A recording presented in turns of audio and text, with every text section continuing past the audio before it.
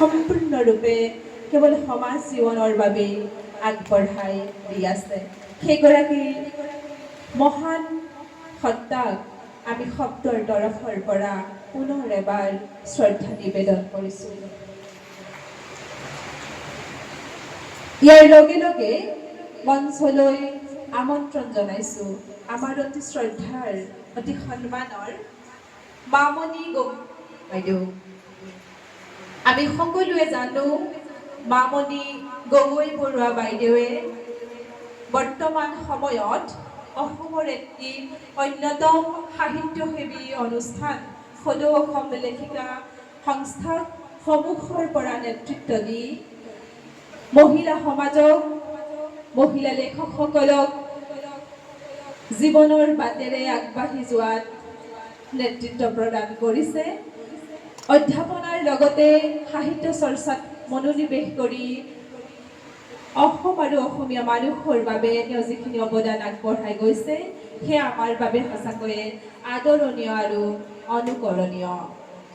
বাইদেউলৈ শব্দৰ তৰফৰ পৰা আমি পুনৰ এবাৰ স্বাগত সম্ভাষণ নিবেদন কৰিছোঁ।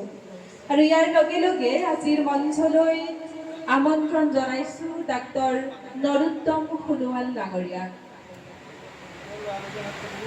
ডক্টৰ নৰোত্তম সোণোৱাল।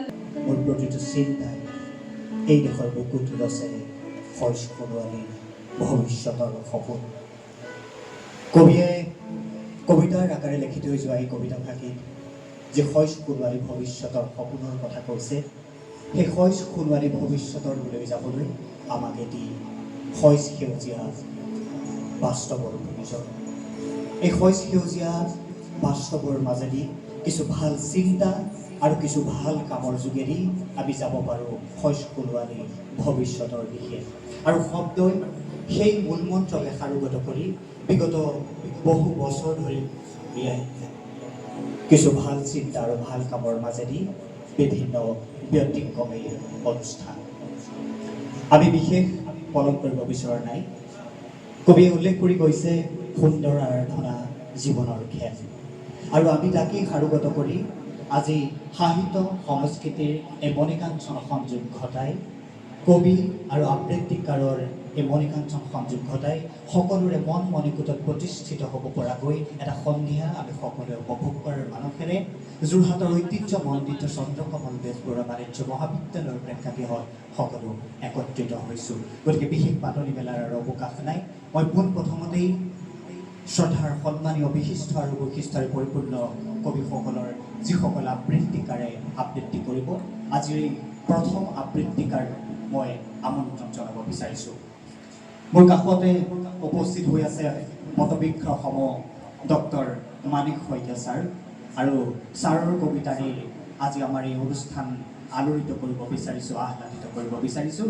গতিকে মই ডক্টৰ মানিক শইকীয়া ছাৰৰ কবিতা পাঠ কৰিবৰ বাবে আমন্ত্ৰণ জনাইছোঁ। বিশিষ্ট অভিনেতা, যি নিজৰ অভিনয়েৰে সকলোকে আলোড়িত কৰিছে আৰু যি নিজৰ কণ্ঠৰে সকলোৰে মন মণিকূট জয় কৰিবলৈ সক্ষম হৈছে, প্ৰদ্যুৎ কৃষ্ণ মহন্ত, তেখেতক মই আমন্ত্ৰণ জনাইছোঁ।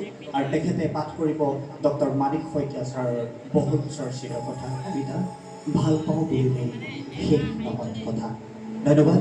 মই